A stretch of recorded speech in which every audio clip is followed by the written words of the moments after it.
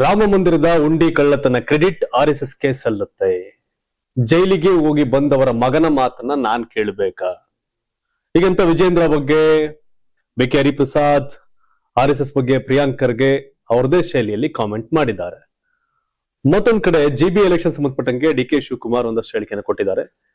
LPG cylinder ಬೆಲೆ ಮತ್ತಷ್ಟು ಜಾಸ್ತಿ ಆಗುತ್ತಾ? ಕಾರಣ ಏನು? ಈ ಎಲ್ಲಾ ವಿಷಯಗಳು ರಾಜ್ಯ, ದೇಶ, ವಿದೇಶದ ಪ್ರಮುಖ 10 ಸುದ್ದಿಗಳನ್ನ ನೋಡುವಂತ ಸಮಯ. ಎಲ್ರಿಗೂ ಸ್ವಾಗತ ಪ್ರೈಮ್ ಟೈಮ್ ನ್ಯೂಸ್ಗೆ. ನಾನು ಶಿವಕುಮಾರ್. ಅದಕ್ಕಿಂತ ಮುಂಚಿತವಾಗಿ ನೀವು ಕರ್ನಾಟಕ ಟಿವಿನ ಯೂಟ್ಯೂಬ್ ಅಲ್ಲಿ ಸಬ್ಸ್ಕ್ರೈಬ್ ಮಾಡಿಲ್ಲ ಅಂದ್ರೆ ಈ ಕೂಡ ಸಬ್ಸ್ಕ್ರೈಬ್ ಮಾಡಿ, ಹಾಗೆ ಜಾಯಿನ್ ಬಟನ್ ಮೂಲಕ ನೀವು ನಮಗೆ ಸಪೋರ್ಟ್ ಮಾಡಬಹುದು. ಬೆಳಗಾವಿಯಲ್ಲಿ ರಾಷ್ಟ್ರೀಯ ಸ್ವಯಂ ಸೇವಕ ಸಂಘದ 3 ದಿನಗಳ ಅಖಿಲ ಭಾರತೀಯ ಪ್ರಾಂತ ಪ್ರಚಾರಕರ ವಾರ್ಷಿಕ ಸಭೆ ಇಂದಿನಿಂದ ಆರಂಭವಾಗಿದೆ. ಇದೇ ಬೆನ್ನಲ್ಲೇ ಸಚಿವ ಪ್ರಿಯಾಂಕ್ ಖರ್ಗೆ ಅವರು ಬಿಜೆಪಿ, RSS ಮತ್ತು ಕೇಂದ್ರ ಚುನಾವಣಾ ಆಯೋಗದ ವಿರುದ್ಧ ತೀವ್ರ ವಾಗ್ದಾಳಿ ನಡೆಸಿದ್ದಾರೆ. ಬೆಂಗಳೂರಲ್ಲಿ ಮಾತನಾಡಿದಂತ ಪ್ರಿಯಾಂಕ್ ಖರ್ಗೆ ಅವರು RSS ಬಗ್ಗೆ ನಮಗೆ ಯಾವುದೇ ಆಕ್ಷೇಪವಿಲ್ಲ ಅಂತ ಅವರು ಹೇಳಿದ್ರು. ರಾಮ ಮಂದಿರದ ಹುಂಡಿ ಕಳ್ಳತನದ ಕ್ರೆಡಿಟ್ ಅನ್ನ ಅವರೇ ತೆಗೆದುಕೊಳ್ಳಲಿ ಅಂತ ವ್ಯಂಗ್ಯವಾಡಿದ್ರು. ಕಳ್ಳತನದಲ್ಲಿ ಯಾರಿಗೆ ಎಷ್ಟು ಪಾಲ್ ಬಂದಿದೆ ಎಂಬುದನ್ನ ಅವರೇ ಬಹಿರಂಗಪಡಿಸಲಿ ಅಂತ ಸವಾಲ್ ಹಾಕಿದ್ದಾರೆ RSSಗೆ. ಎಸ್, ರಾಮ ಮಂದಿರ ಕಟ್ಟೋ ವಿಚಾರದಲ್ಲಿ, ರಾಮ ಮಂದಿರ ವಿಚಾರವೇ ಬಿಜೆಪಿ ಅಧಿಕಾರಕ್ಕೆ ಬರ್ಲಿಕ್ಕೆ ಬಹುದೊಡ್ಡ ಕಾರಣ, ಅದು ಗೊತ್ತಿರತಕ್ಕಂಥ ವಿಚಾರ. ಬಿಜೆಪಿಯ ಉಸಿರು ಎಲ್ಲವೂ ಕೂಡ RSS. ಈಗ RSS ಅಂದ್ರೆ ರಾಮ ಮಂದಿರ ನಿರ್ಮಾಣ ಆಯ್ತು, ಸೊ ಅಲ್ಲಿಗ ಉಂಡಿ ಕಳ್ಳತನ ಏನ್ ದೇಣಿಗೆ ಕೊಟ್ಟರು ಅದರ ಕಳ್ಳತನದ ಬಹುದೊಡ್ಡ ಸುದ್ದಿ ಆಗ್ತಿದೆ. ಸೊ ಹಾಗಾಗಿ ಬಿಜೆಪಿ ಮತ್ತೆ RSS ಈ ವಿಚಾರದಲ್ಲಿ ಟೀಕೆಗೆ ಗುರಿ ಆಗ್ತದೆ. ಪ್ರಿಯಾಂಕ್ ಖರ್ಗೆ ಅವರು ಫಸ್ಟ್ ಟಾರ್ಗೆಟ್ RSS ಮತ್ತೆ ಬಿಜೆಪಿ. ಪ್ರಿಯಾಂಕ್ ಖರ್ಗೆ ಅವರಿಗೆ, ಸೊ ಗೃಹ ಸಚಿವರಾದಂತ ಪ್ರಿಯಾಂಕ್ ಖರ್ಗೆ ಲೆಟರ್ ಬರೆದಿದೆ ಮೋಹನ್ ಭಾಗವತ್ ಅವರಿಗೆ, ನಿಮ್ದು ರಿಜಿಸ್ಟರ್ ಮಾಡಿಸಿರೋ ಇದ್ ಕಳ್ಸಿ, ಇಲ್ಲ ಅಂದ್ರೆ ನೀವು ಮಾಡಿಸ್ತೀವಿ ಅನ್ನೋದಾದ್ರೆ ನಾವೇ ದುಡ್ಡು ಹಾಕ್ತೀನಿ ಅನ್ನೋ ರೀತಿಯ ಸವಾಲ್ ಹಾಕಿದ್ರು, ಪತ್ರ ಬರೆದಿದ್ರು.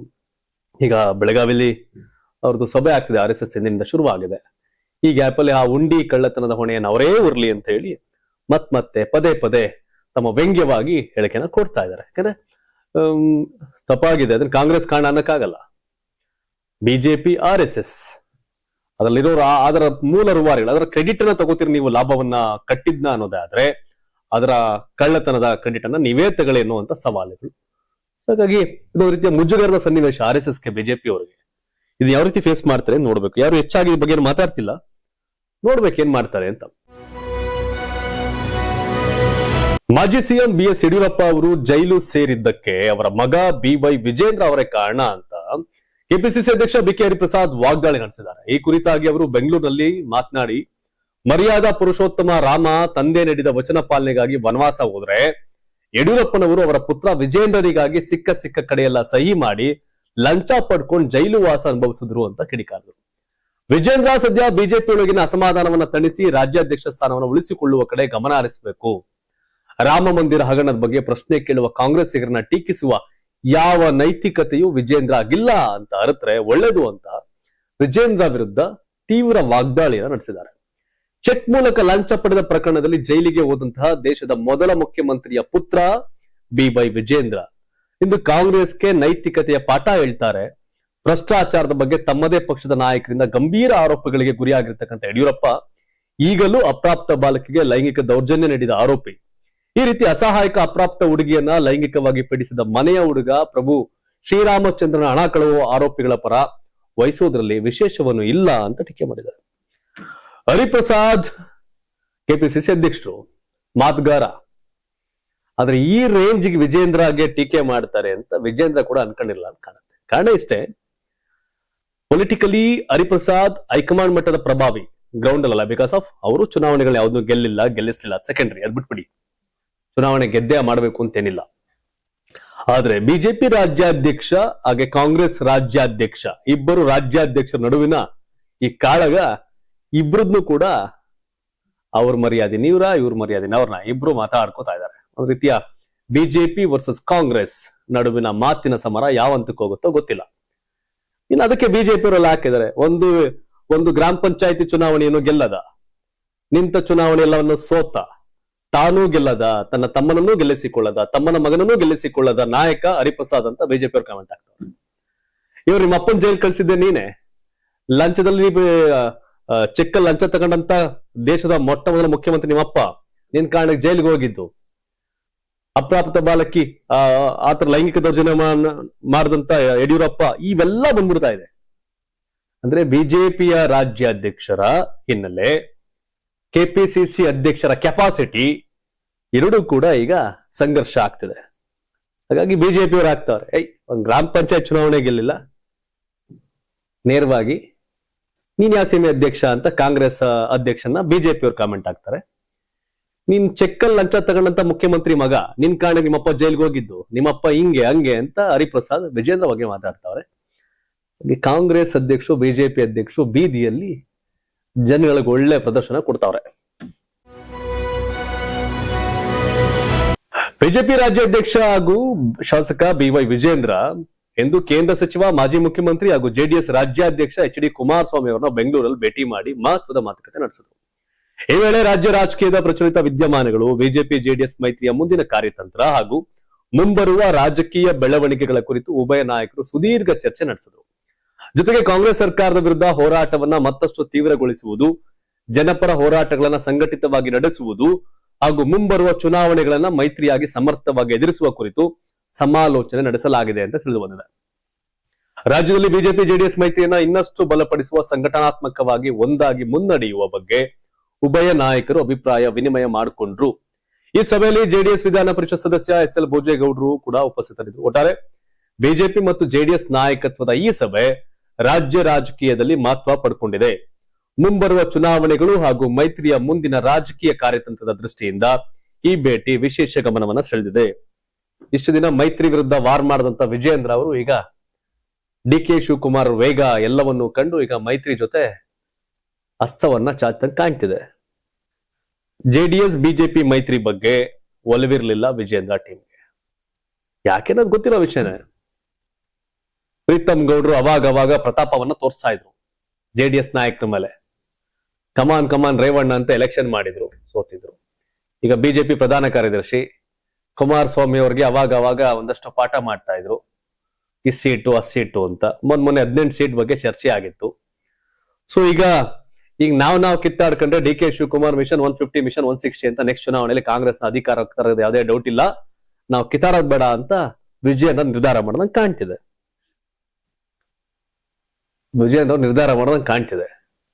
ಸೊ ಆ ಕಾರಣಕ್ಕೆ ವಿಜೇಂದ್ರ ಅವರು ಕುಮಾರಸ್ವಾಮಿ ಅವರ ಈಗ ಏನ್ ಮೈತ್ರಿ, ಈಗ ನಿಜವಾಗ್ಲೂ ಆ ಮೈತ್ರಿಯ ಗಟ್ಟಿ ಆಗೋ ಕಡೆ ಗಮನ ಕೊಟ್ಟಂಗೆ ಕಾಣ್ತಿದೆ. ಜಗ್ಗಲ್ಲ ಬಗ್ಗಲ್ಲ ಅವರೇ ಬರ್ಲಿ ಅಂತ ನಿಂತಂಗಿತ್ತು ವಿಜೇಂದ್ರ ಅವರು. ಈಗ ಕುಮಾರಸ್ವಾಮಿ ಅವ್ರನ್ನ ಭೇಟಿ ಮಾಡಿ ಮುಂದಿನ ಕಾರ್ಯತಂತ್ರದ ಬಗ್ಗೆ ಮಾತಾಡಿದ್ದಾರೆ ಅಂತ. ಇದು ಯಾವಾಗ ಸಕ್ಸಸ್ ಆಗುತ್ತೆ ಅಂದ್ರೆ ವಿಜೇಂದ್ರ ಅವ್ರ ಜೊತೆ ಪ್ರೀತಮ್ ಗೌಡ್ರು ಹೋಗ್ಬೇಕಾಗಿತ್ತು. ಆಗ ಇನ್ನೂ ಚೆನ್ನಾಗಿರೋದು. ಆಗೆಲ್ಲೋ ಏನೋ ಆಗತ್ತೆ ಅನ್ಬೋದು. ಯಾಕಂದ್ರೆ ತೊಡೆ ತಟ್ಟಿ ಮೀಸೆ ತಿರುವಿ ಮೈತ್ರಿ ಪಾರ್ಟಿ ವಿರುದ್ಧ ಮಾತಾಡಿದವ್ರು ಯಾರಪ್ಪ? ಇವರೇ. ಈಗ ಏನ್ ಮಾಡ್ತಾರೆ ನೋಡ್ಬೇಕು. ಯಾಕಂದ್ರೆ ಡಿ.ಕೆ. ಶಿವಕುಮಾರ್ ಯಾರಿಗೂ ಜಗ್ಗದೆ ಬಗ್ಗದೆ ಕೇರ್ ಮಾಡದೆ ಮುಖ್ಯಮಂತ್ರಿಯಾಗಿ ಕಾಂಗ್ರೆಸ್ನ ಮತ್ತೆ ಅಧಿಕಾರಕ್ಕೆ ತರೋ ದೃಷ್ಟಿಯಲ್ಲಿ ಕೆಲಸ ಮಾಡ್ತಾವ್ರೆ. ಇನ್ನು 20 ಮಂತ್ಸ್ ಅಷ್ಟೇ ಇರೋದು. ಇದು ಒಂದ್ ಸ್ವಲ್ಪ ಯಾಕೋ ಎಚ್ಚೆತ್ಕೊಂಡಂಗೆ ಕಾಣ್ತಿದೆ. ಮೊನ್ನೆ MLC ಚುನಾವಣೆಯಲ್ಲಿ ಮುಖಭಂಗ ಆಗಿತ್ತು. ಜೆಡಿಎಸ್ ಬಿಜೆಪಿ ಅವರು ಕ್ರಾಸ್ ವೋಟಿಂಗ್ ಮಾಡಿದ್ರು ಕಾಂಗ್ರೆಸ್ಗೆ. ಜೆಡಿಎಸ್ ಅಲ್ಲಿ ಕತ್ಕೊಯ್ದ್ರು ಜೆಡಿಎಸ್ ಅನ್ನೋ ಕಾರ್ಯಕರ್ತರು, ಕಾಸಿಲ್ದೆ ಕೆಲಸ ಮಾಡೋ ಬಿಜೆಪಿ ಕಾರ್ಯಕರ್ತರು ಆ ಮೈತ್ರಿ ಪಾರ್ಟಿಯ ದೊಡ್ಡ ಸೆಟ್. ಇವ್ರ ಹುಚ್ಚಾಟ್ಗಳು, ಇವ್ರ ಕಿತ್ತಾಟ್ಗಳು, ಇವ್ರ ಮನೆಯೊಂದು 100 ಬಾಗ್ಲ ಆಟಗಳೆಲ್ಲ ಕೂಡ ಆ ಪಾರ್ಟಿಯ ಕಾರ್ಯಕರ್ತರಿಗೆ ನುಂಗಲಾರದ ಬಿಸಿತುಪ್ಪ ಆಗಿತ್ತು. ಪಾರ್ಟಿ ಬಗ್ಗೆ ಪ್ರೀತಿ, ನಾಯಕರ ಬಗ್ಗೆ ಅಸಹನೆ ಇತ್ತು. ನೋಡ್ಬೇಕದು ಎಷ್ಟು ಮಟ್ಟಿಗೆ ಇದಾಗತ್ತೆ ಅಂತ. ಇನ್ನು ವಿಜಯೇಂದ್ರ ಅವರನ್ನ ಬದಲಾಯಿಸಿ ಒಂದು ದೊಡ್ಡ ವರ್ಗ ಬಿಜೆಪಿಲಿ ಇದ್ ಮಾಡ್ತಾ ಇತ್ತು. ಹಾಗಾಗಿ ಈ ಹೊಂದಾಣಿಕೆ ಕುಮಾರಸ್ವಾಮಿ ಅವ್ರ ಜೊತೆ ವಿಜೇಂದ್ರ ಅವ್ರ ಜೊತೆ ಮಾತುಕತೆ ಇದೇನೋ ಗೊತ್ತಿಲ್ಲ. ಇದು ಸುಮ್ಮನೆ ಹೋಗೋರೋ ಏನ್ ಕತೆನೋ ಗೊತ್ತಿಲ್ಲ. ನಿಜವಾಗಿಯೂ ಉದ್ದೇಶ ಒಳ್ಳೇದಿದ್ ಮೊದ್ಲಿಂದ ಜೊತೆಲಿ ಇದ್ದಿದ್ರೆ ಇವ್ರುಗಳು. ಇದಲ್ಲ ಇವತ್ತು ನೋಡೋಣ ಏನಾಗುತ್ತೆ ಅಂತ. ಗ್ರೇಟರ್ ಬೆಂಗಳೂರು ಪ್ರಾಧಿಕಾರ ವ್ಯಾಪ್ತಿಯ ಮಹಾನಗರ ಪಾಲಿಕೆಗಳಿಗೆ ಆಗಸ್ಟ್ ತಿಂಗಳೊಳಗೆ ಚುನಾವಣೆ ನಡೆಸುವುದು ಅಧಿಕಾರಿಗಳ ಮಟ್ಟದಲ್ಲಿ ಕೆಲವು ತಾಂತ್ರಿಕ ಸವಾಲುಗಳಿವೆ. ಸರ್ಕಾರವು ಮಾನ್ಯ ಸುಪ್ರೀಂ ಕೋರ್ಟ್ ನೀಡುವ ನಿರ್ದೇಶನಗಳಿಗೆ ಬದ್ಧವಾಗಿ ನಡೆದುಕೊಳ್ಳಲಿದೆ ಅಂತ ಮುಖ್ಯಮಂತ್ರಿ ಡಿ.ಕೆ. ಶಿವಕುಮಾರ್ ಸ್ಪಷ್ಟಪಡಿಸಿದ್ದಾರೆ. ನಗರದಲ್ಲಿಂದು ಮಾಧ್ಯಮಗಳೊಂದಿಗೆ ಮಾತನಾಡಿದಂತ ಡಿ.ಕೆ. ಶಿವಕುಮಾರ್, ಜಿಬಿಎ ವ್ಯಾಪ್ತಿಯ ಪಾಲಿಕೆ ಚುನಾವಣೆಗಳಿಗೆ ಸರ್ಕಾರ ಸಂಪೂರ್ಣ ಸಿದ್ಧತೆ ಮಾಡಿಕೊಳ್ಳುತ್ತಿದೆ. ಆದರೆ ಪ್ರಸ್ತುತ ಚುನಾವಣಾ ಆಯೋಗದಿಂದ ನಡೆಯುತ್ತಿರುವ ಮತದಾರರ ಪಟ್ಟಿಯ ವಿಶೇಷ ತೀವ್ರ ಪರಿಷ್ಕರಣಾ ಕಾರ್ಯದಿಂದಾಗಿ ಪ್ರಕ್ರಿಯೆಯಲ್ಲಿ ಸ್ವಲ್ಪ ವಿಳಂಬವಾಗಿದೆ ಅಂತ ವಿವರಿಸಿದರು. ಸುಪ್ರೀಂ ಕೋರ್ಟ್ ಈ ಹಿಂದೆ ಚುನಾವಣೆ ನಡೆಸಲು ಆಗಸ್ಟ್ ತಿಂಗಳ ಗಡುವು ಕೊಟ್ಟಿತ್ತು. ಆದರೆ ಪ್ರಸ್ತುತ ಇರುವ ತಾಂತ್ರಿಕ ತೊಂದರೆಗಳಿಂದಾಗಿ ಈ ಗಡುವನ್ನ ಡಿಸೆಂಬರ್ ವರೆಗೆ ವಿಸ್ತರಿಸುವಂತೆ ಜಿಬಿಎ ಅಧಿಕಾರಿಗಳು ನ್ಯಾಯಾಲಯಕ್ಕೆ ಮನವಿ ಮಾಡಿದ್ದಾರೆ. ಈ ಕುರಿತು ಪ್ರತಿಕ್ರಿಯೆ ಕೊಟ್ಟಂತ ಸಿಎಂ, ನ್ಯಾಯಾಲಯವು ಸದ್ಯಕ್ಕೆ ಕಾಲಾವಕಾಶ ವಿಸ್ತರಿಸಲು ಒಪ್ಪುತ್ತಿಲ್ಲ. ಆದರೆ ವಾಸ್ತವವಾಗಿ ಅಧಿಕಾರಿಗಳಿಗೆ ಹಲವು ಸಮಸ್ಯೆಗಳಿವೆ. ಈ ವಿಷಯದಲ್ಲಿ ನಾನು ಯಾವುದೇ ಹಸ್ತಕ್ಷೇಪ ಮಾಡೋದಿಲ್ಲ, ಎಲ್ಲವನ್ನೂ ಅಧಿಕಾರಿಗಳ ವಿವೇಚನೆಗೆ ಬಿಟ್ಟಿದ್ದೇನೆ ಅಂತ ಹೇಳಿದ್ರು. ಬಿಬಿಎಂಪಿ ಗ್ರೇಟರ್ ಬೆಂಗಳೂರು ಅಥಾರಿಟಿ ಆಯಿತು, ಅದರ ವಾರ್ಡ್ಗಳ ಸಂಖ್ಯೆ ಜಾಸ್ತಿ ಆಯಿತು, ಪಾಲಿಕೆ ವಿಭಜನೆ ಆಗಿದೆ, ಜನಗಳಿಗೆ ಕೆಲಸ ಮಾಡೋ ಕಾರ್ಪೊರೇಟರ್ಗಳಿಂದ ಕಳೆದ 5-6 ವರ್ಷಗಳಿಂದ 2015 ಎಲೆಕ್ಷನ್ ಆಗಿತ್ತು. ಆದ್ರೆ ಆ ಕೋವಿಡ್ ಟೈಮಲ್ಲಿ ಬಿಜೆಪಿ ಸರ್ಕಾರ ಇತ್ತು, ಅವರು ಚುನಾವಣೆ ಮಾಡ್ಲಿಲ್ಲ. ಕೋವಿಡ್ ಅವು ಇವು ಕತೆ ಹೇಳ್ಕೊಂಡು 2023 ಸಿದ್ದರಾಮಯ್ಯ ಮುಖ್ಯಮಂತ್ರಿ ಆಗಿ ಬಂದು ಅವರು ಮಾಡ್ಲಿಲ್ಲ. ಅಂದ್ರೆ ಕಾಂಗ್ರೆಸ್ ಬಿಜೆಪಿ ಯಾವ ಶಾಸಕರಿಗೂ ಈ ಕಾರ್ಪೊರೇಟರ್ಗಳು ಬರೋದು ಇಷ್ಟ ಇಲ್ಲ. ಇವರ ಪಾರುಪತ್ಯಕ್ಕೆ ಬ್ರೇಕ್ ಹಾಕೋದು ಕಾರ್ಪೊರೇಟರ್ಗಳು ಅಂತ. ಸೊ ಹಾಗಾಗಿ ಇದಷ್ಟೇ ಅಲ್ಲ, ಇನ್ನು ಜಿಲ್ಲಾ ಪಂಚಾಯತಿ ತಾಲೂಕ್ ಪಂಚಾಯತಿ ಎಲೆಕ್ಷನ್ ಮಾಡಿಲ್ಲ. ಅಧಿಕಾರ ವಿಕೇಂದ್ರೀಕರಣ ಇರೋದು, ಕೆಲಸ ಆಗ್ಲಿ ನೀಟಾಗಿ ಅಂತ. ಆದ್ರೆ ಕೆಲವರ ಅಧಿಕಾರದ ಆಸೆಗೆ ಕಾಂಗ್ರೆಸ್ ಮತ್ತೆ ಬಿಜೆಪಿ ನಿರಾಸಕ್ತಿಗೆ ಒಂದ್ ಕಡೆ ಜೆಡ್ಪಿ ಮತ್ತೆ ಟಿಪಿ ಮತ್ತೊಂದ್ ಕಡೆ ಜಿಬಿಐ ಎಲೆಕ್ಷನ್ ಆಗಿಲ್ಲ. ಗೊತ್ತಿಲ್ಲ, ಈಗಲೂ ಹೇಳ್ತಾರೆ, ಈಗ ಕೋರ್ಟ್ ಹೇಳಿದ್ರು ಆಗಸ್ಟ್ ಎಂಡ್ ಒಳಗಡೆ ಮಾಡಿ ಅಂತ. ಅದ್ರ ಮುಂದಕ್ಕಾಗಕ್ಕೆ SIR ಖಾತೆಗಳು ಗೊತ್ತಿಲ್ಲ, ಇದು ಯಾವಂತಕ್ಕೆ ಹೋಗುತ್ತೋ ಗೊತ್ತಿಲ್ಲ. ಬಟ್ ಇದು ಒಳ್ಳೆ ಬೆಳವಣಿಗೆ ಅಲ್ಲ. DK ಶಿವಕುಮಾರ್ ಜಿಲ್ಲಾ ಪಂಚಾಯತ್ ಮೆಂಬರ್ ಆಗಿ MLA ಆಗಿದ್ದು, ಅಂಡ್ ರಾಮಲಿಂಗಾರೆಡ್ಡಿ ನಗರಸಭಾ ಮೆಂಬರ್ ಆಗಿ MLA ಆಗಿದ್ದು, ಲೋಕಲ್ ಬಾಡಿ ಎಲೆಕ್ಷನ್ ಫೇಸ್ ಮಾಡಿದವರು ಗೊತ್ತು, ವಿಧಾನಸೌಧದಲ್ಲಿ ಬಹಳಷ್ಟು ದೊಡ್ಡ ದೊಡ್ಡ ಹುದ್ದೆಗಳು ತಗೊಂಡವ್ರೆ. ಹಾಗಾಗಿ ಲೋಕಲ್ ಬಾಡಿ ಎಲೆಕ್ಷನ್ ರಾಜಕಾರಣಕ್ಕೆ ಎಂಟ್ರಿ ಆಗ್ಲಿಕ್ಕೆ ಒಂದು ಮೆಟ್ಲುಗಳವು. ಅವನೇ ಕಿತ್ತಾಕ್ಬಿಟ್ರೆ, ಅವನೇ ಎಲೆಕ್ಷನ್ ಮಾಡಿಲ್ಲ ಅಂದ್ರೆ ಏನಾಗತ್ತಲ್ಲಿ? Bommanahalli Satish Reddy ZP member MLA ಆದ್ರು, Bengaluru south MLA Krishnappa ZP member MLA ಆದ್ರು, Byrathi Basavaraj ZP member MLA ಆದ್ರು, Munirathna Byrathi Basavaraj BBMP members MLA ಆದ್ರು.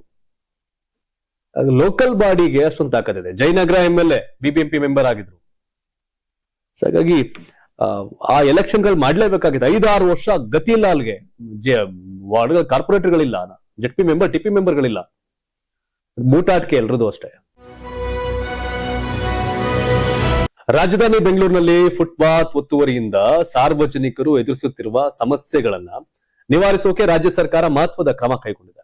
ನಗರದ ಕ್ವೀನ್ಸ್ ರಸ್ತೆಯಲ್ಲಿ ಪಾದಚಾರಿ ಮಾರ್ಗಗಳಲ್ಲಿ ನಿಲ್ಲಿಸಲಾಗಿದ್ದ ಬಿಡಾಡಿ ವಾಹನಗಳಿಗೆ ನೋಟಿಸ್ ಅಂಟಿಸುವ ಮೂಲಕ ಸಚಿವ ಕೃಷ್ಣ ಬೈರೇಗೌಡರು ವಿಶೇಷ ತೆರವು ಕಾರ್ಯಾಚರಣೆಗೆ ಚಾಲನೆ ಕೊಟ್ಟರು. ಈ ವೇಳೆ ಮಾತನಾಡಿದಂತ ಅವರು, ಪಾದಚಾರಿ ಮಾರ್ಗಗಳಲ್ಲಿ ಸುರಕ್ಷಿತವಾಗಿ ಸಂಚರಿಸುವುದು ನಾಗರಿಕರ ಮೂಲಭೂತ ಹಕ್ಕು ಅಂತ ಸುಪ್ರೀಂ ಕೋರ್ಟ್ ಸ್ಪಷ್ಟಪಡಿಸಿದೆ.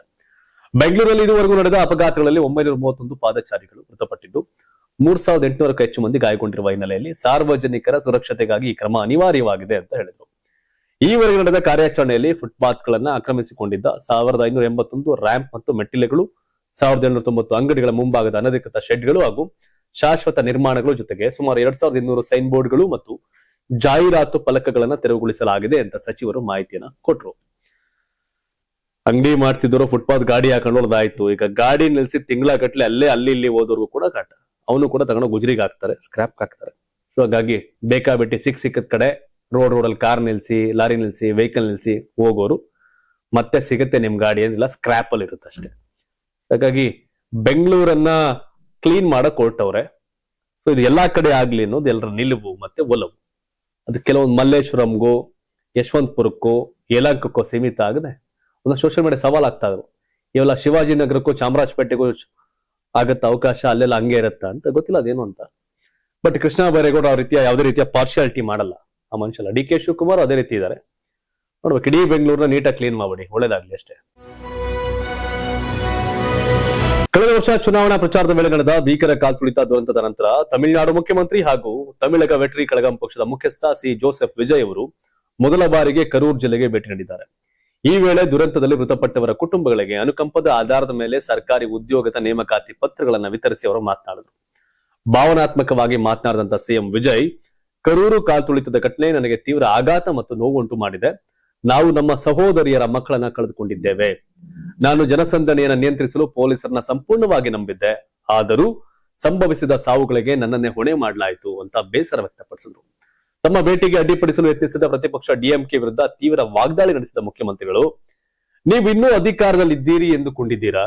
ನಾನು ಕರೂರ್ಗೆ ಬರಬಾರದು ಅಂತ ಹೇಳಲು ನೀವೇನು ಕನಸು ಕಾಣ್ತಿದ್ರಾ? ನಿಮ್ಮ ಪಕ್ಷ ಈಗ ಮನೆಗೆ ಹೋಗಿದೆ, ರಾಜ್ಯದಲ್ಲಿ TVK ಅಧಿಕಾರದಲ್ಲಿದೆ ಅಂತ ತಿರುಗೇಟನ್ನು ಕೊಟ್ಟರು. ರ್ಯಾಲಿಯ ಭದ್ರತಾ ಲೋಪಗಳ ಬಗ್ಗೆ ಎಚ್ಚರಿಸುವ ಬದಲು ಅಂದಿನ ಸರ್ಕಾರ ರಾಜಕೀಯ ನಾಟಕವಾಡಿ ತನ್ನ ಮೇಲಿದ್ದ ಜವಾಬ್ದಾರಿಯನ್ನ ಬೇರೆಯವರ ಮೇಲೆ ತಳ್ಳಲು ಯತ್ನಿಸಿತು ಅಂತ ಅವರು ಆರೋಪ ಮಾಡಿದರು. ಅದು ಗೊತ್ತು. ಮತ್ತು ಡಿಎಂಕೆಯ ವಿಜಯ್ನ ತಡೆಯೋಕ್ಕೋಸ್ಕರ ಆದಂತ ಪೊಲಿಟಿಕಲ್ ಘಟನೆಗಳು, ಪೊಲಿಟಿಕಲ್ ಅಂತ ಗೊತ್ತಿತ್ತು. ಬಟ್ ಆಫ್ಟರ್ ದಟ್ ಅವ್ರು ಹೇಳಿದ್ರಲ್ಲ, ಈ ವಿಜಯ್ ಅಧಿಕಾರಕ್ಕೆ ಬರ್ತಾರೆ ಅಂತ ಯಾರು ಅನ್ಕೊಂಡಿರಲಿಲ್ಲ. ಅದು ಬೇರೆ ಕತೆ. ಸ್ವತಃ ವಿಜಯ್ಗೆ ಅವ್ರಿಗೆ ನಂಬಿಕೆ ಇತ್ತೇನೋ ಗೊತ್ತಿಲ್ಲ. ಆ ಸನ್ನಿವೇಶದಲ್ಲಿ ವಿಜಯ್ಗೆ ಆಳುಗೊಂದ್ ಕಲ್ ಅಂತೆಲ್ಲ ಎತ್ತಾಕೋ ಟೈಮಲ್ಲಿ ವಿಜಯ್ ಪರವಾಗಿ ನಿಂತಿದ್ದು ಅಣ್ಣಾಮಲೈ. ಬಿಜೆಪಿ ರಾಜ್ಯಾಧ್ಯಕ್ಷ ಸ್ಥಾನದಿಂದ ಅವ್ರನ್ನ ಕೆಳಗಡೆ ಇಳಿಸಿದ್ರು.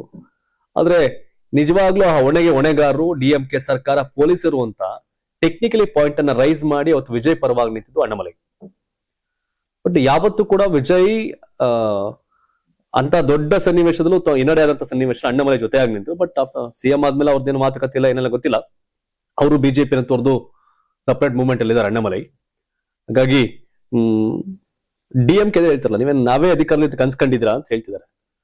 ಇಲ್ಲಿ ಯಾರು ಶಾಶ್ವತ ಅಲ್ಲ, ಅವಕಾಶ ಅಷ್ಟೇ. ಈ ಅವಕಾಶನ ವಿಜಯ್ ಬಳಸ್ಕೊಂಡ್ರೆ ನೆಕ್ಸ್ಟ್ ರಿಪೀಟ್ ಆಗ್ಬೋದು. ಹಾಗಾಗಿ 4-5 ದಶಕದ ದ್ರಾವಿಡ ಚಳುವಳಿಯ, ದ್ರಾವಿಡ ಪಾರ್ಟಿಗಳಿಗೆ ಕನಸಿಗೆ ಕೊಳ್ಳಿ ಇಟ್ಟಿದೆ ವಿಜಯ್.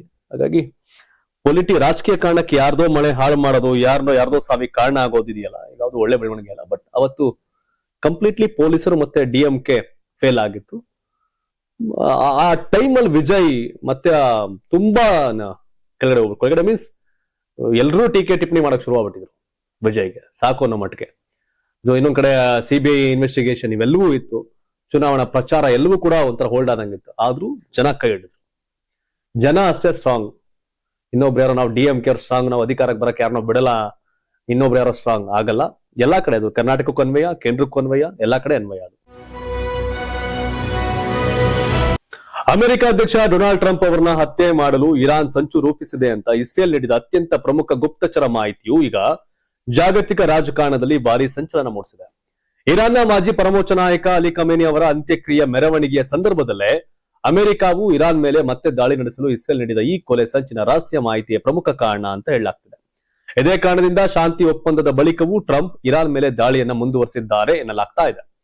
ಅಮೆರಿಕದ ಪ್ರಮುಖ ಮಾಧ್ಯಮಗಳ ವರದಿ ಪ್ರಕಾರ ಇರಾನ್ ಮತ್ತು ಅಮೆರಿಕ ನಡುವೆ ಸದ್ಯ ಕದನ ವಿರಾಮ ಏರ್ಪಟ್ಟಿದ್ದರೂ ಇಸ್ರೇಲ್ ಹಂಚಿಕೊಂಡ ಈ ಹೊಸ ಮಾಹಿತಿ ಉಭಯ ದೇಶಗಳ ನಡುವಿನ ಉದ್ವಿಗ್ನತೆಯನ್ನ ಮತ್ತಷ್ಟು ಹೆಚ್ಚಿಸಿದೆ. ಟ್ರಂಪ್ ಅವರನ್ನ ಗುರಿಯಾಗಿಸಿಕೊಂಡು ಇರಾನ್ ಹೊಸದಾಗಿ ಹತ್ಯೆ ಸಂಚು ರೂಪಿಸುತ್ತಿದೆ ಅಂತ ಇಸ್ರೇಲ್ ರಕ್ಷಣಾ ಇಲಾಖೆಯ ಪ್ರಧಾನ ಕಾರ್ಯದರ್ಶಿ ಕಚೇರಿಯಾದ ಪೆಂಟಗನ್ ಜೊತೆಗೆ ಈ ರಹಸ್ಯ ಮಾಹಿತಿನ ಹಂಚಿಕೊಂಡಿತ್ತು. ಇರಾನ್ ನಿಂದ ಈ ಹಿಂದೆಯೂ ಇಂಥ ಬೆದರಿಕೆಗಳು ಕೇಳಿ ಬಂದಿದ್ದವಾದರೂ ಇಸ್ರೇಲ್ ನೀಡಿದ ಈ ನಿರ್ದಿಷ್ಟ ಮಾಹಿತಿ ತೀರಾ ಹೊಸದಾಗಿತ್ತು ಅಂತ ಹೇಳಲಾಗಿದೆ. ಆದ್ರೆ ಅಮೆರಿಕದ ಕೆಲವು ಉನ್ನತ ಅಧಿಕಾರಿಗಳು ಇಸ್ರೇಲ್ ನೀಡಿದ ಈ ಮಾಹಿತಿಯ ಹಿಂದಿನ ಉದ್ದೇಶದ ಕುರಿತು ಭಿನ್ನಾಭಿಪ್ರಾಯ ವ್ಯಕ್ತಪಡಿಸಿದ್ದಾರೆ. ಕದನ ವಿರಾಮ ಒಪ್ಪಂದವನ್ನ ಮುರಿದು ಇರಾನ್ ವಿರುದ್ಧ ಅಮೆರಿಕ ಮತ್ತಷ್ಟು ಕಠಿಣ ಮಿಲಿಟರಿ ಕ್ರಮ ಕೈಗೊಳ್ಳುವಂತೆ ಟ್ರಂಪ್ ಅವರ ಮನವೊಲಿಸಲು ಇಸ್ರೇಲ್ ಇತ್ತಂತ ರೂಢಿರಬಹುದು ಅಂತ ಕೆಲವು ಅಧಿಕಾರಿಗಳು ಶಂಕಿಸಿದ್ದಾರೆ. ಮುಗಿತು, ಎಲ್ಲ ಆಗೋಯ್ತು ಅನ್ನೋ ಟೈಮ್ ಅಲ್ಲಿ ಮತ್ತೆ ಶುರುವಾಗಿದೆ. ಇಸ್ರೇಲ್ ಅಮೆರಿಕ ಈ ತರ ಆದ್ರೆ ಇಸ್ರೇಲ್ ಮತ್ತೆ ಇಕ್ಕಟ್ಟಿಗೆ ಸಿಲ್ಕತ್ತೆ. ಇಸ್ರೇಲ್ ಏನೋ ಕಿತಾಪತಿ ಮಾಡಿದೆ ಈ ತರ ಕಥೆಗಳು ಅಂತ ಕೆಲವರು ಅಮೆರಿಕನ್ ಅಲ್ಲ ಡಿವೈಡ್. ಈಗ ಇದು ಯಾವಂತಕ್ಕೆ ಹೋಗುತ್ತೆ ಅಂತ. ಹೊರ್ಮುಜ್ ಜಲಸಂಧಿಯಲ್ಲಿ ವಾಣಿಜ್ಯ ಹಡಗುಗಳ ಮೇಲಿನ ದಾಳಿ ಹಾಗೂ ಅಮೆರಿಕದ ಪ್ರತಿದಾಳಿಯಿಂದಾಗಿ ಇರಾನ್ ಮತ್ತು ಅಮೆರಿಕ ನಡುವೆ ಯುದ್ಧದ ಭೀತಿ ಮತ್ತೆ ಎದುರಾಗಿದೆ. ಈ ಬೆಳವಣಿಗೆಗಳಿಂದ ಹೊರ್ಮುಜ್ ಮಾರ್ಗದಲ್ಲಿ ಹಡಗುಗಳ ಸಂಚಾರ ಗಣನೀಯವಾಗಿ ಕುಸಿದಿದೆ. ಜಾಗತಿಕ ಇಂಧನ ಮಾರುಕಟ್ಟೆಯ ಮೇಲೆ ಈ ಬೆಳವಣಿಗೆಗಳು ಭಾರಿ ಪರಿಣಾಮ ಬೀರುತ್ತಿದ್ದು ಭಾರತದಲ್ಲೂ ಎಲ್ಪಿಜಿ ಗ್ಯಾಸ್ ಸಿಲಿಂಡರ್ ಕೊರತೆ ಉಂಟಾಗಬಹುದೇ ಹಾಗೂ ದರ ಏರಿಕೆಯಾಗಲಿದೆಯೇ ಎಂಬ ಆತಂಕ ಸಾರ್ವಜನಿಕರಲ್ಲಿ ಮೂಡಿದೆ. ಆದ್ರೆ ಈ ಬಗ್ಗೆ ತಜ್ಞರು ಸದ್ಯಕ್ಕೆ ಯಾವುದೇ ಆತಂಕ ಪಡುವ ಅಗತ್ಯವಿಲ್ಲ ಅಂತ ಸ್ಪಷ್ಟಪಡಿಸಿದ್ದಾರೆ.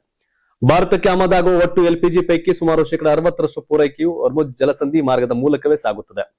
ಪ್ರಸ್ತುತ ಉದ್ವಿಗ್ನತೆಯಿಂದಾಗಿ ಈ ಭಾಗದಲ್ಲಿ ಹಡಗುಗಳ ಸಂಚಾರ ಗಣನೀಯವಾಗಿ ಇಳಿಕೆಯಾಗಿದೆ. ಒಂದು ವೇಳೆ ಈ ಜಲಸಂಧಿ ಪೂರ್ಣ ಪ್ರಮಾಣದಲ್ಲಿ ಬಂದಾದಲ್ಲಿ ಭಾರತದ ಅನಿಲ ಸರಬರಾಜಿನ ಮೇಲೆ ಪರಿಣಾಮ ಬೀರಬಹುದು ಅಂತ ಆತಂಕ ಇದೆ. ಆದ್ರೆ ಸದ್ಯಕ್ಕೆ ಅಂತ ಯಾವುದೇ ಪರಿಸ್ಥಿತಿ ನಿರ್ಮಾಣವಾಗಿಲ್ಲ. ಕಳೆದ ಕೆಲವು ವರ್ಷಗಳಿಂದ ಭಾರತವು ಕೇವಲ ಒಂದು ನಿರ್ದಿಷ್ಟ ವಲಯದ ಮೇಲೆ ಇಂಧನ ಆಮದಿಗಾಗಿ ಅವಲಂಬಿತವಾಗುವುದನ್ನ ತಗ್ಗಿಸಿದೆ. ಹೀಗಾಗಿ ತಕ್ಷಣವೇ ದೇಶದಲ್ಲಿ ಗ್ಯಾಸ್ ಅಭಾವ ಸೃಷ್ಟಿ ಆಗುವುದಿಲ್ಲ. ಪ್ರಸ್ತುತ ಭಾರತಕ್ಕೆ ಅತಿ ಹೆಚ್ಚು ಕಚ್ಚಾ ತೈಲವನ್ನ ರಷ್ಯಾ ಪೂರೈಸಿದೆ. ಸೌದಿ ಅರೇಬಿಯಾ, ಯುಎಇ, ಪಶ್ಚಿಮ ಆಫ್ರಿಕಾ ಹಾಗೂ ಲ್ಯಾಟಿನ್ ಅಮೆರಿಕ ದೇಶಗಳಿಂದಲೂ ಭಾರತ ನಿರಂತರವಾಗಿ ಇಂಧನವನ್ನ ಆಮದು ಮಾಡಿಕೊಳ್ಳುತ್ತಿದೆ ಅಂತ ಹೇಳ್ತಾರೆ. ಇಷ್ಟಾಗಿ ಕೂಡ ನಮಗೆ ಸಮಸ್ಯೆ ಆಗಿತ್ತು, ರೇಟ್ ರೈಸ್ ಆಗಿದೆ. ಇಷ್ಟೆಲ್ಲ ಸಮಾಧಾನ ಹೇಳಿದ್ರು, 60% ಗಿಂತ ಆಚೆ ಈಚೆ ಅಂತ ಹೇಳಿದ್ರು, ರೇಟ್ ರೈಸ್ ಆಗುತ್ತೆ.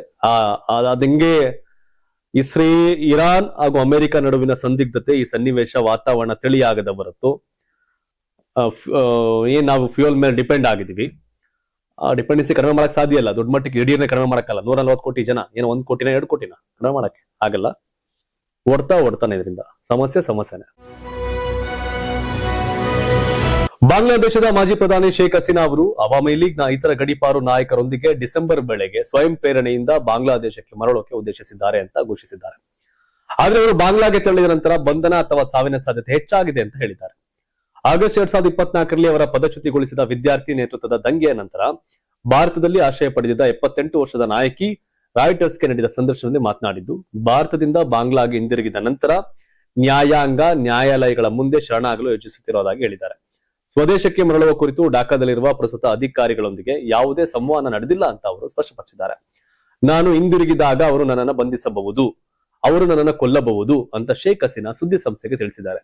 ಆದರೂ ನಾನು ಹೋಗಬೇಕಾಗಿದೆ ಅಂತ ಹೇಳಿದ್ದಾರೆ.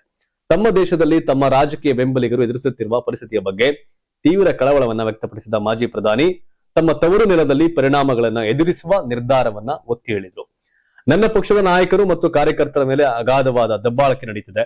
ಸಾವು ಬಂದರೆ ಅದು ನನ್ನ ಸ್ವಂತ ನೆಲದಲ್ಲಿ ನನ್ನ ಹೆತ್ತವರನ್ನ ಸಮಾಧಿ ಮಾಡಿದ ಮತ್ತು ಅವರ ರಕ್ತ ಚೆಲ್ಲಿದ ಸ್ಥಳದಲ್ಲಿ ಬರಬೇಕೆಂದು ನಾನು ಬಯಸುತ್ತೇನೆ ಅಂತ ಅವರು ಹೇಳಿದ್ದಾರೆ. ಗೊತ್ತು, ಅವತ್ತಲ್ಲಿ ಆ ಸಾವಿನ ಭಯದಿಂದಲೇ ಅಲ್ಲಿಂದ ಬಂದಂತ ಶೇಖ್ ಹಸೀನಾ ಅವರು ಯಾಕೋ ಮತ್ತೆ ಮರಳಿ ಮಣ್ಣಿಗೆ ಅಂತ ಹೋಗಕ್ ರೆಡಿ ಆಗಿದ್ದಾರೆ. ಗೊತ್ತು, ನಾನು ಸೇಫ್ ಆಗಿರ್ತೀನಿ, ನಾನು ಬದುಕಿರ್ತೀನಿ ಅನ್ನೋ ಯಾವುದೇ ನಂಬಿಕೆ ಇಲ್ಲದಿದ್ದರು ನನ್ನವ್ರು ಸತ್ತಿದ್ದಲ್ಲಿ ಮಣ್ಣಾಗಿದ್ದಲ್ಲಿ ಅಲ್ಲೇ ಆಗಣ ಅಂತ ಹೊರಟಂಗೆ ಕಾಣ್ತಿದೆ. ಅದು ಬಾಂಗ್ಲಾದಲ್ಲಿ ಅಲ್ಲಿರೋರೆಲ್ಲ ಈಗ ನಮ್ಮ ವಿರುದ್ಧ ಬಸ್ ಕೊಡ್ತಾ ಇದ್ದಾರೆ. ಏನೂ ಮಾಡಕ್ಕಾಗಲ್ಲ ಅಂತ ಗೊತ್ತು. ಆದ್ರೂ ಸಹ ಭಾರತ ಆಶ್ರಯ ಕೊಟ್ಟಿತ್ತು ಆ ಸಂದರ್ಭದಲ್ಲಿ. ಈಗ ಹೋದಾಗ ಮತ್ತದೇ ಸನ್ನಿವೇಶ ಆಗೇ ಆಗತ್ತೆ, ನೋಡ್ಬೇಕೇನಾಗತ್ತೆ ಅಂತ. ಬಟ್ ಆಕೆ ಗೊತ್ತು, ಸಾವಿನ ಭಯವಿಲ್ಲದೆ ಮತ್ತೆ ಬಾಂಗ್ಲಾಗೆ ಹೊರಡೋಕ್ ರೆಡಿ ಆಗಿದ್ದಾರೆ. ಇಂದಿರಾ ಗಾಂಧಿ ಅಷ್ಟೇ ಆ ರೀತಿಯ ನಾಯಕಿ ಬಾಂಗ್ಲಾಗ ಆಕೆ ಶೇಖ್ ಹಸೀನಾ. ನೋಡೋಣ ಏನಾಗತ್ತೆ ಅಂತ. ನಾಡ ಹಬ್ಬ ಮೈಸೂರು ದಸರಾ ಮಹೋತ್ಸವದ ಆಚರಣೆಗೆ ರಾಜ್ಯ ಸರ್ಕಾರ ಸಿದ್ಧತೆಗಳನ್ನು ಆರಂಭಿಸಿದೆ. ಬೆಂಗಳೂರಿನಲ್ಲಿ ಹಿರಿಯ ಅಧಿಕಾರಿಗಳು ಹಾಗೂ ಮೈಸೂರು ಭಾಗದ ಜನಪ್ರತಿನಿಧಿಗಳೊಂದಿಗೆ ಮಟ್ಟದ ಸಭೆ ನಡೆಸಿದ ಮುಖ್ಯಮಂತ್ರಿ ಡಿ ಕೆ ಶಿವಕುಮಾರ್ ಅವರು ದಸರಾ ಮಹೋತ್ಸವದ ದಿನಾಂಕಗಳನ್ನು ಅಂತಿಮಗೊಳಿಸಿದ್ದಾರೆ. ರಾಜ್ಯದ ಕೆಲ ಭಾಗಗಳಲ್ಲಿ ಬರಗಾಲ ಛಾಯೆ ಆವರಿಸಿರುವುದರಿಂದ ಈ ಬಾರಿಯ ದಸರಾವನ್ನ ಸರಳವಾಗಿ ಆಚರಿಸುವ ಸಾಧ್ಯತೆ ಇದೆ. ಇನ್ನು ಅಕ್ಟೋಬರ್ 11ರಿಂದ ಪ್ರಾರಂಭವಾಗಿ ಅಕ್ಟೋಬರ್ 21ರವರೆಗೆ ದಸರಾ ಮಹೋತ್ಸವ ಜರುಗುತ್ತೆ. ವಿಶ್ವವಿಖ್ಯಾತ ಜಂಬೂ ಸವಾರಿ ಮೆರವಣಿಗೆಗೆ ದಿನಾಂಕ ಹಾಗೂ ಶುಭ ಮುಹೂರ್ತ ನಿಗದಿಯಾಗಿದ್ದು ಅಕ್ಟೋಬರ್ 21ರ ವಿಜಯದಶಮಿಯಂದು ಮಧ್ಯಾಹ್ನ 4 ಗಂಟೆ 10 ಸರಿಯಾಗಿ ಮೀನ ಲಗ್ನದಲ್ಲಿ ತಾಯಿ ಚಾಮುಂಡೇಶ್ವರಿಯ ಚಿನ್ನದ ಅಂಬಾರಿಗೆ ಪುಷ್ಪಾರ್ಚನೆ ಮಾಡಲಾಗುವುದು. ದಸರಾ ಮಹೋತ್ಸವದ ಮೊದಲ ಹಂತವಾಗಿ ಜುಲೈ 26ರಂದು ಕಾಡಿನಿಂದ ಆನೆಗಳು ನಾಡಿಗೆ ಆಗಮಿಸುವ ಗಜಪಯಣ ಕಾರ್ಯಕ್ರಮಕ್ಕೆ ಅದ್ದೂರಿ ಚಾಲನೆ ಸಿಗಲಿದೆ. ಇದಿಷ್ಟು ಇಂದಿನ ಪ್ರೈಮ್ ಟೈಮ್ ನ್ಯೂಸ್. ಎಲ್ರಿಗೂ ಧನ್ಯವಾದ. ಇದು ಕರ್ನಾಟಕ ಟಿವಿ, ಕನ್ನಡಿಗರ ಧ್ವನಿ.